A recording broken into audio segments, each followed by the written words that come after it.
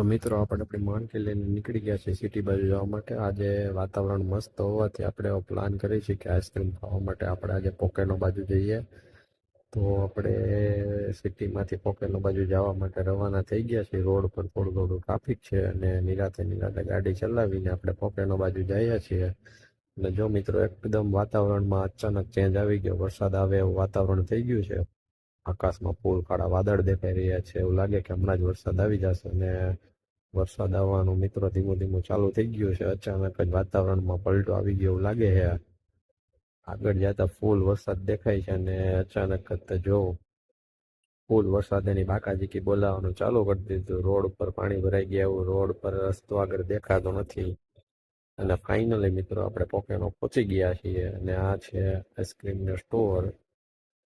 અહીં આટલા પ્રકારના આઈસ્ક્રીમ આવે કે આ કોન ઉપર તમને અલગ અલગ 2, 3, 5 તમારે જેવા કસ્ટમાઇઝ કરવા એટલા ફ્લેવર કરી દે. આવી રીતના જો તમને આઈસ્ક્રીમ બનાવીને આપે કોન ઉપર. અને આપણે આપણો ઓર્ડર આપી દીધો છે કે આપણને પૂછે તમારે કયું ફ્લેવર ખાવું છે, ને ફ્લેવર આપણને જો આપણે કીધું એ રીતના કસ્ટમાઇઝ કરીને આપે છે આપણને. અને આપણે જે ફ્લેવર ખાવું હતું એ ફાઇનલી આપણે એમને કહી દીધેલું છે ને આપણો વારો આવી ગયો છે કે ભાઈ મારે આટલી વસ્તુ જોઈ છે. અને એમણે આપણને આપણું આઈસ્ક્રીમ આપી દીધું જો આપણે ઓર્ડર કરેલો હતો. જો મિત્રો ફાઇનલી આપણે જે વસ્તુ કરવા ગયા હતા એ આપણે આવી ગયું. આપણે ઘર બાજુ હવે રિટર્ન થઈ ગયા છીએ. અને વાતાવરણ જો કોઈને એવું ના લાગે કે જે હમણાં વરસાદ આવીને ગયો, અચાનક જ બધું બદલી ગયું.